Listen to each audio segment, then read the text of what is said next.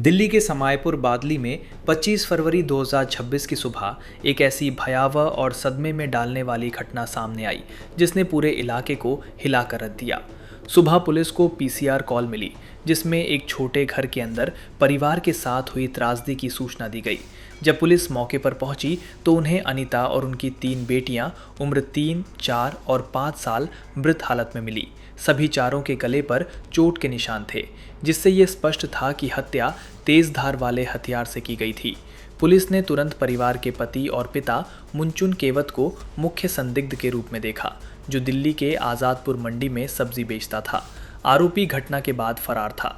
गंभीरता को देखते हुए पुलिस ने विशेष संयुक्त टास्क फोर्स का गठन किया और तकनीकी मदद के लिए 800 से अधिक सीसीटीवी कैमरों की स्कैनिंग और फेशियल रिकॉग्निशन सिस्टम FRS का इस्तेमाल किया गया। आरोपी की तलाश बिहार, राजस्थान और तमिलनाडु तक फैली। पुलिस ने उसकी दिल्ली की यात्रा और परिवहन मार्गों का अध्ययन करके उसे अजमेर के आसपास के क्षेत्रों में ट्रेस किया। लगातार निगरानी और जांच के बाद आरोपी को 24 फरवरी 2026 को किशनगढ़, राजस्थान से गिरफ्तार किया गया।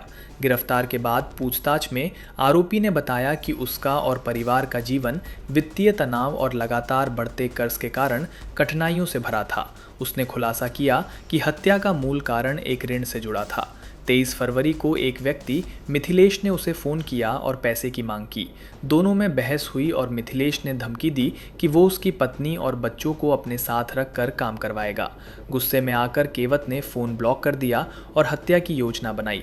उसने 25 फरवरी की सुबह लगभग 4 बजे एक कटहल काटने की चाकू उठाकर अपनी पत्नी का गला काट दिया। उसकी बड़ी बेटी जाग गई और रोने लगी तो उसने उसे भी मारा। इसके बाद उसने अन्य 2 बेटियों की हत्या कर दी।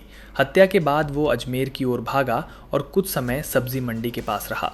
पुलिस ने कहा कि केवत का इतिहास भी चिंताजनक है। वो बिहार के पटना का निवासी है और पहले 2025 में चोरी और चोरी की संपत्ति के मामलों में शामिल रहा।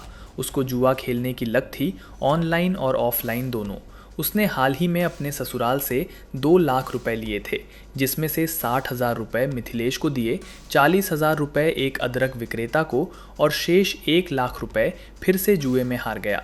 ये घटना केवल एक परिवार की त्रासदी नहीं है, बल्कि घरेलू हिंसा, मानसिक तनाव, कर्ज और जिम्मेदारी से भागने जैसी गंभीर सामाजिक समस्याओं को उजागर करती है। दिल्ली और सोशल मीडिया पर लोग इस घटना को लेकर गुस्से और शोक में हैं। पुलिस ने कहा कि पूछताछ और फॉरेंसिक रिपोर्ट आने के बाद ही घटनाक्रम की पूरी तस्वीर सामने आएगी। आरोपी मुंचुन केवत अब पुलिस हिरासत में है। जांच अधिकारी हत्यारोप, हथियार की बरामदगी और हत्या के पीछे के सभी कारणों की पुष्टि कर रहे हैं। 3 नन्ही बेटियों और उनकी मां की जान चली गई।